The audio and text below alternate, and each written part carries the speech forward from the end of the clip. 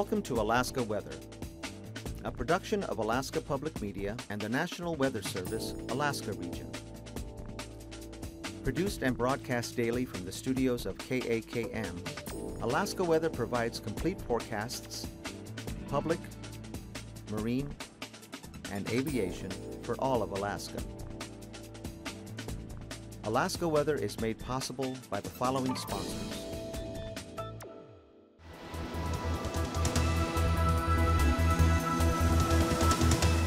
The National Weather Service. Good evening, ladies and gentlemen. Thanks for joining us tonight on Your Alaska Weather. I'm meteorologist Mike Ottenweller of the National Weather Service. Tonight is Wednesday, June 14th, 2017.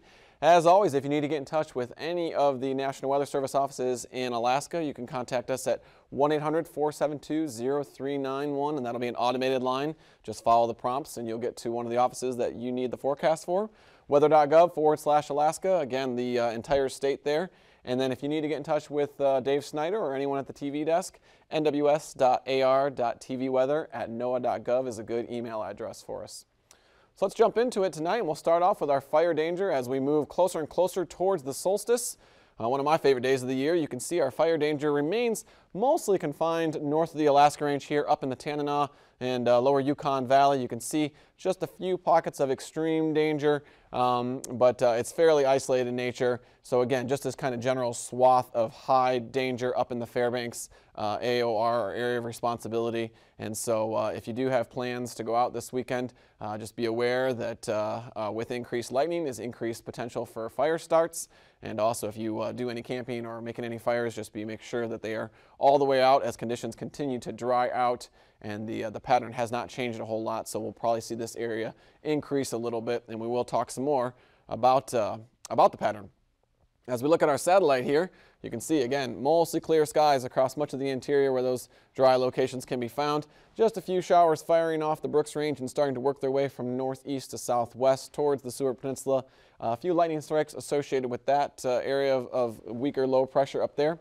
And then as we get towards south central, you do have a few showers that have formed along the mountains, a few isolated lightning strikes along the Talkeetna Mountains, and then another area of some showers and thunderstorms off towards the Kuskokwim and Kilbuck Mountains. They're moving, again, northeast to southwest, basically past Bethel and off towards the coastline there. Let's take a look at our loop again. We'll focus this time out a little bit farther off to the west, out in the Bering. Some weak high pressure and some low marine stratus that's been pretty much out in that area now for the last several weeks, and that continues to provide lower conditions for aviation purposes out towards the Pribilof Islands and up through much of the southern portion of the Alaska Peninsula and eastern Aleutians. Weak area of low pressure is centered just southwest of Adak, and with that we have some rain moving into Dutch Harbor. This front here is basically stretching out and weakening slowly, but it's going to be very persistent, as we'll see in the next few slides. Taking a look then towards southeast Alaska on the next loop. And you can see here basically a general rotation around this area of low pressure, some showers coming up from the south, but this is actually a fairly potent little system. It's compact, but it's packing a punch as it moves from south to north up towards Juneau area. Rain was reported as far north as Wrangell at about 3 o'clock. So continue to expect that rain to move to the north and a little bit to the west. And then another area of stronger low pressure down to the south here, and we'll see that make its way northward here as we look at our surface map. So continued rain, continued onshore flow, and we'll see the winds kick up intermittently as these compact systems move through the area relatively quickly, just helping to add more moisture into southeast Alaska and eventually off into western Canada. So one more time at the big picture here, area of low pressure over the southeastern portion of the Gulf, weak high pressure down through the eastern portion of the Alaska Peninsula, and then weak high pressure out over much of mainland Alaska. So you can see now, looking at that system out to the west, we do have it down at 991 millibars, and there's our occluded front stretched out basically across much of the southern Bering and then down through Dutch Harbor. That's where that light rain is falling this afternoon. We expect that to make a very slow eastward trek. Not a whole lot of motion with this system as the jet stream remains well south of this map here and well south into the North Pacific. And then some rain wrapping around the backside of that. high pressure is going to slowly build in over the Bering, and some of that high pressure is already out over the Alaska Peninsula. It's about a 1,011 millibar high pressure system, so not excessively strong, but enough to help to provide a little bit of a drying trend through much of southern Alaska, and that's why you can see those clear skies up here. Do we have a bit of a weaker trough of low pressure, and this is essentially what we call the thermal trough this time of year. Not a strong system, not a lot of winds with it, but it does have the potential to allow any showers that form along the mountains to rise up a little bit higher and help them to become eventually thunderstorms is the possibility there. So you can see there the thunderstorms out towards Bethel, a few strikes near Talkeetna, and then as we get off into western Canada, a few more showers and thunderstorms over there. So these areas of low pressure are going to be what we're watching for southeast Alaska. Again, that rain is going to work from south to north throughout the evening hours, and then behind it some showers and some gusty winds, as that is a fairly tight system. There's our next one that we'll be watching for the next map here. And as we look towards the northern portion of the state, again, clear skies for much of interior Alaska. Been a pretty nice day up there with just a few showers firing along some of the higher terrain. Showers and thunderstorms up again along the Brooks Range. And then that marine stratus that we saw out over the Bering on the loop, we can see here stretching into St. Paul and the Pribilof Islands, and then all the way up this kind of darker shade of gray here. That's where that marine stratus is, and that's all the way up along the Arctic coastline there for Barrow and Dead Horse. And so with that, we expect low ceilings and eventually low visibility in the overnight hours as that layer gets a little bit more compressed down to the surface. So for tonight's forecast, we see all those thunderstorms have dissipated now and just become showers. Our area of high pressure is not that strong and weakening down to 1,009 millibars. So some showers over south central and off towards southwest Alaska with that marine stratus starting to make its return back into the Bristol Bay region. Expect some foggy conditions to develop once again tonight, as we've seen several times for the past week. Our area of low pressure still off to the southwest of the Aleutians, and with that some light rain, again mainly hung up right along the Dutch Harbor axis, so not a great day for activities outside in Dutch Harbor. And then along the Arctic coastline there, we can see our patchy fog continues to be the name of the game for the Arctic coast, with just some marine stratus becoming fog overnight. Down towards southeast Alaska, that's where the rain is going to just be continually reinforced. The first system moves off, and then the next one is right there to take its place, a little bit stronger at 995 millibars. So what does that look like then into Thursday? Well, those two systems are off into basically into the mountainous terrain. They have dissipated at the surface, but we can see the residual effects is all this onshore moisture that just continues to push up into southeast Alaska. So expect light rain for many of the areas, basically from Juneau to the south and east. Much of those areas, especially over the terrain, we'll see widespread rainfall tomorrow. Here's our interior area of low pressure at 998 millibars. So do expect a little bit more cloud cover tomorrow afternoon. Probably start out pretty nice for most places, but then we'll see the clouds develop as we see some heating. And again, that thermal trough, we're looking for the thunderstorm activity to really increase Thursday and into Friday. As this thermal trough sets up, we start to see temperatures a little bit more seasonal, a little bit warmer, and with that, expect the thunderstorm activity to be a little bit more widespread, even down into the Kenai Peninsula. Off into the western portion of the domain, we can see thunderstorms out into southwest Alaska, plenty of fog and stratus out over the Bering, and then our weak area of low pressure starting to slide off into the North Pacific. So then for Friday, again, much of the same as Thursday. Our area of low pressure has slipped just a little bit farther north up towards the Brooks Range, but that's not really going to change much of the sensible weather for folks out there. We have thunderstorms basically stretching from the Fairbanks area all the way down through southwest Alaska, to include isolated thunderstorms along the Chugach and Kenai Mountains, and then the continued rain for southeast Alaska as that onshore flow finally starts to let up a little bit, and we start to see some higher pressure moving in from the North Pacific and the southern part of the Gulf. And then off towards the western portion of the Bering, we do have a high starting to build out here. This could play a role as we go into the weekend and into next week, but we'll have to watch and see how the models progress with that system. And then up towards the Brooks Range, you can see here some colder air starting to actually produce some snow showers way up there.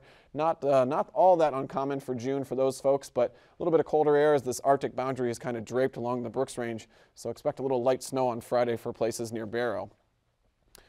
Today's high temperatures are as of 4 p.m. anyways. We got to 61 in Juneau.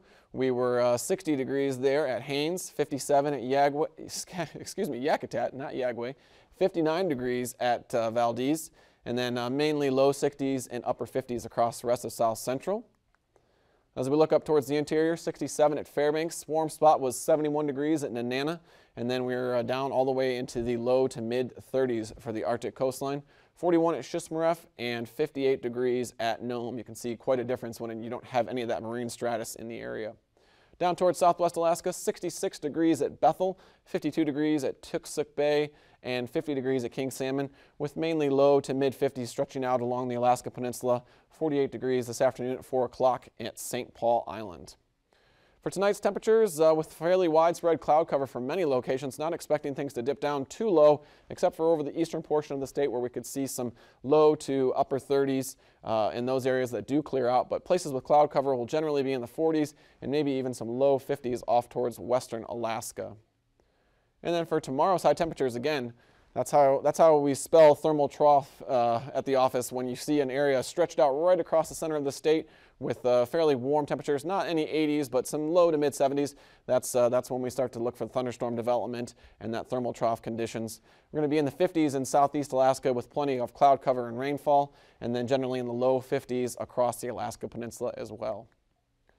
So for flying weather, again, as we talked about with that marine stratus, we do have some pockets of IFR. Mainly it's going to be along that frontal system, but otherwise MVFR conditions will be fairly widespread across the Bering Sea. Off towards the Gulf of Alaska, with those lows moving into southeast Alaska, you can expect MVFR conditions there as well. And then up towards the Arctic coast, where we have that marine stratus, you can look for instrument flight rules there as well. And then as we look into tomorrow afternoon's flying weather, there you can see those thunderstorms develop across much of the state to include the Copper River Basin, and fairly widespread MVFR conditions across the open waters, and again IFR conditions along the front and up towards the Arctic coast. Taking a look at our passes now, in Atuvik we expect to be visual flight rules tomorrow. Again, visual flight rules with just some thunderstorms on the south side. Lake Clark and Merrill, you can expect VFR with some thunderstorms in the afternoon. As we get into Rainy, you can expect thunderstorms in the afternoon, but visual flight rules until then. Windy should be VFR throughout the day. Isabel, VFR throughout the day.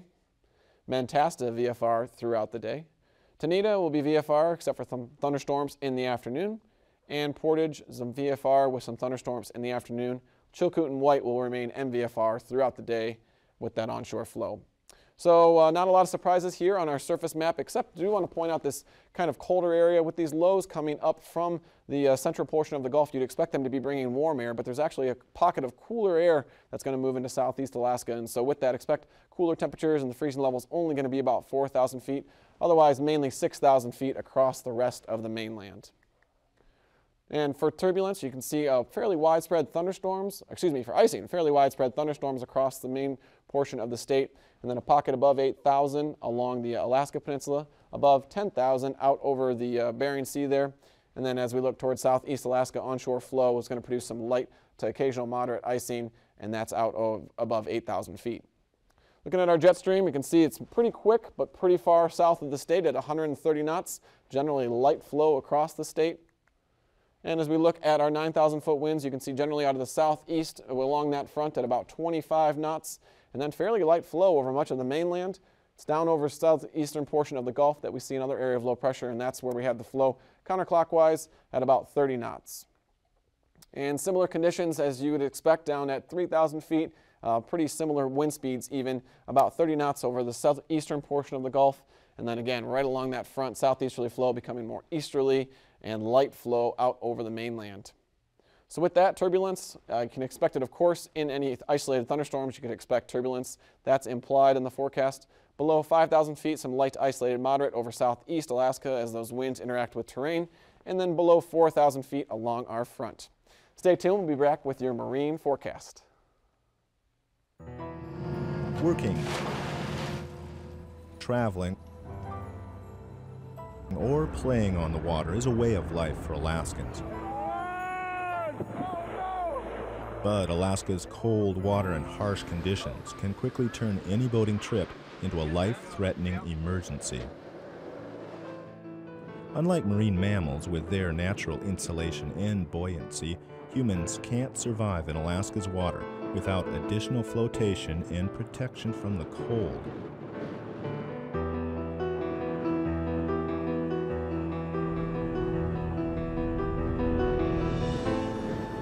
Immersion suits are designed to provide the flotation and insulation a person's life depends on in a cold water emergency. Immersion suits, sometimes called survival suits, have been around for a long time. Today, there are a wide variety of sizes and designs available. There is no best brand of immersion suit. All should meet United States Coast Guard standards and have a label inside indicating Coast Guard approval. Having a Coast Guard approved immersion suit on board is just the first step. For an immersion suit to protect you in the water, it must fit correctly, be properly maintained, and be stored in an accessible location. You must also practice putting on your immersion suit quickly to make sure you can do so in an emergency. Commercial fishing vessels operating in cold waters are required to have an immersion suit of the proper size for each individual on board. The only way to find your correct size is to try on an immersion suit. Make sure it'll fit over the clothes that you typically wear on deck. Check to make sure the hood seals around your face, that your hands fit into the gloves, and that the suit will not ride up over your head. If it does, large amounts of water can enter through the hood, decreasing your chances for survival. If you are a between-sized person, try another brand of suit. One brand may be cut too large for you, while another brand may fit perfectly. In an emergency, you must be able to identify the correct size of immersion suit quickly. If there are different sizes of suits on board, mark them with easily recognized objects such as a whistle, a light, or some additional reflective tape. This will aid in quick identification, especially at night. Hey Pat, how are you doing? Hey Jerry, how are you doing? Oh, pretty good. Broke the zipper on my suit, so I guess I need to get another suit for this trip. Well, you bet. We got them right here. When buying a new immersion suit, take a moment to examine the features and make sure it fits you. All immersion suits have a waterproof zipper. This is one of the most important features of the suit. Take a moment to make sure the zipper works smoothly and has a handle that is easy to grab. Immersion suits come with a wide variety of gloves to suit individual preferences. 3 or 5 fingered gloves are common, but may be difficult to work in. Removable gloves provide the most dexterity, but they are difficult to keep watertight and often cause your hands to get cold quickly. Try out different gloves to determine which type best meets your needs. Pockets for lights and other survival gear are an important feature on an immersion suit. On some brands, you can add pockets which zip into the flotation collar or slide over the arm. All immersion suits have a face flap that protects your nose and mouth. Some have Velcro attached to the back of the face flap to hold it open while donning the suit. Many immersion suits also have one-way exhaust valves built into the legs. These valves are designed to let air out without letting water in. They're intended to prevent trapped air from causing a person to float head down in the water. To be Coast Guard approved, an immersion suit must include the following items. It must have 62 square inches of retroreflective tape placed so it can be seen when a person is floating in the water. It must have a light with a dated battery. It must have a pillow or a collar that provides additional flotation. This additional flotation is very important in rough seas. The flotation collar is inflated by pressing down on the tip of the hose with your mouth and blowing air into it. When the tip is released, the valve closes and air can't escape. Make sure the tip of the hose moves freely without sticking. If the hose has a locking nut, make sure it is always set in the open or down position. Finally, Coast Guard regulations require immersion suits to be marked with the name of the vessel or the owner of the suit. Ask your immersion suit manufacturer for the type of marking ink they recommend. Immersion suits should be inspected at least once each month. If properly maintained, they will last many years. The zipper on an immersion suit should receive careful attention during each inspection. Green on the zipper is a sign of corrosion. To remove corrosion, try cleaning the zipper with a toothbrush and a slurry of baking soda and water. Rinse with fresh water. If any green is still present, repeat the process. If this doesn't remove all the corrosion, immediately remove the suit from service and send to a factory-authorized facility for repair. Immersion suit zippers need to be regularly lubricated with a non-petroleum lubricant recommended by the manufacturer. Spread the lubricant on all sides of the zipper. Be sure and lubricate the locking teeth on the back of the zipper. Slide the zipper up and down a few times to spread the lubricant evenly. Don't forget to lubricate the snaps on the stowage bag to assure easy access to your suit when you need it. Inspect the suit for holes, rips, burns, and grease or oil. Carefully inspect the seams for leaks in the hands, crotch, and other areas. Repair any damaged seams with a sealant recommended by the manufacturer. Pull gently on the inflation hose to make sure it is not loose. At least once a year, inflate the flotation collar to make sure that it will hold air overnight. Check the light for any sign of corrosion. Make sure to use dated batteries and replace any that are expired or soon to expire. Test the light.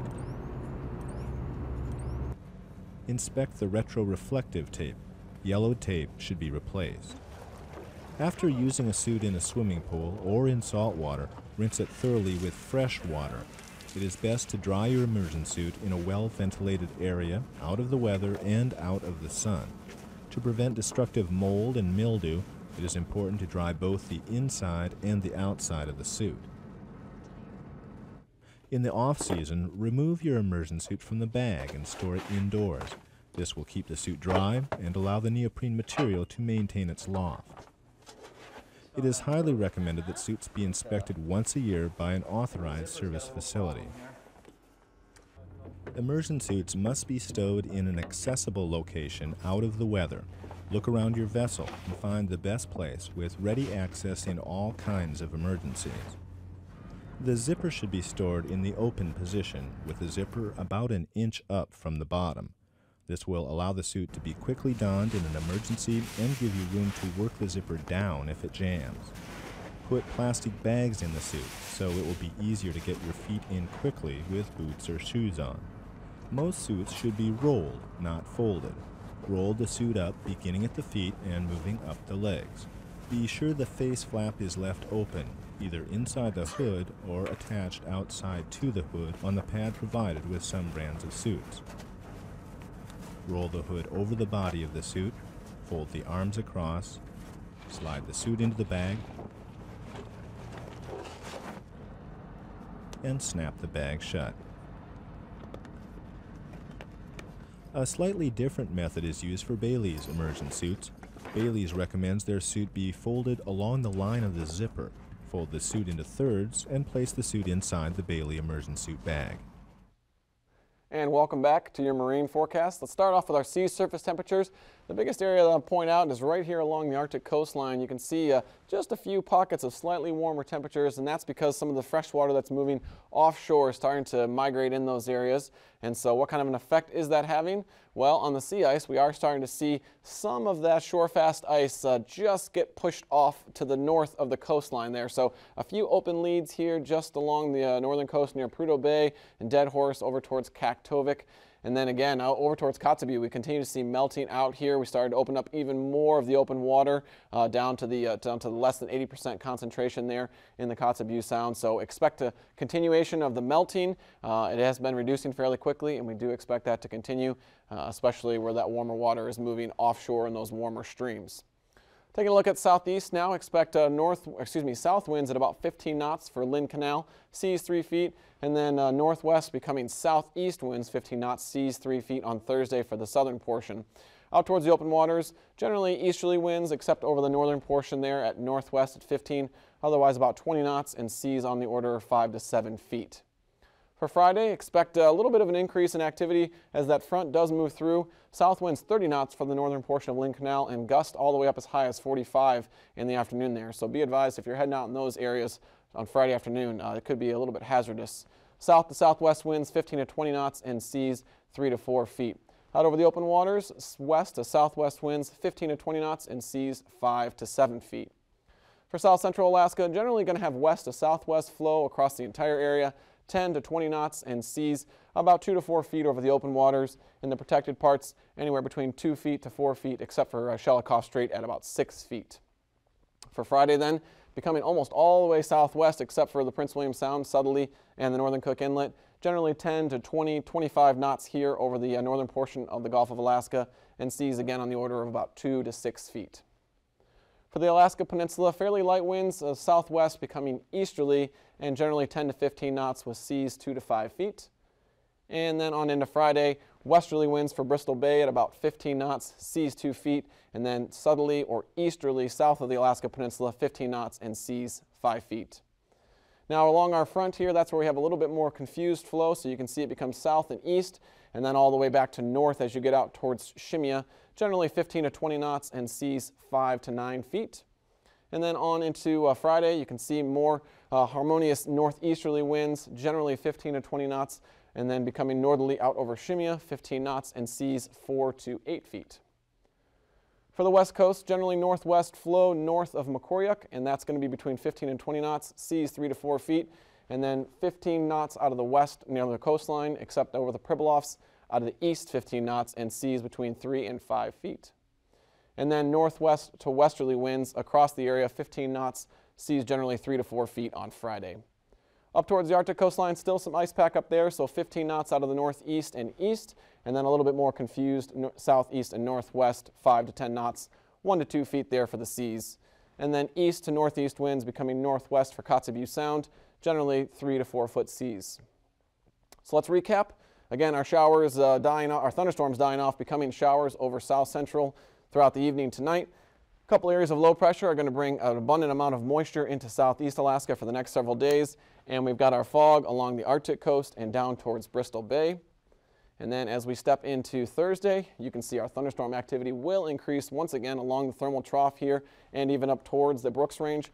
Once again, our area of low pressure has started to make its way into southeast Alaska, bringing even more rain. And then Friday, weak flow continues, so more thunderstorms and warm temperatures expected. Thanks for joining us and have a great evening. These forecasts are to be used for planning purposes only. Call 1-800-WX-BRIEF for a formal pre-flight briefing.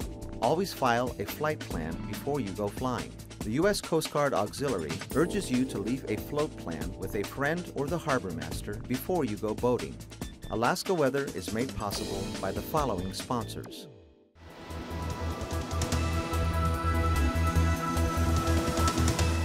The National Weather Service.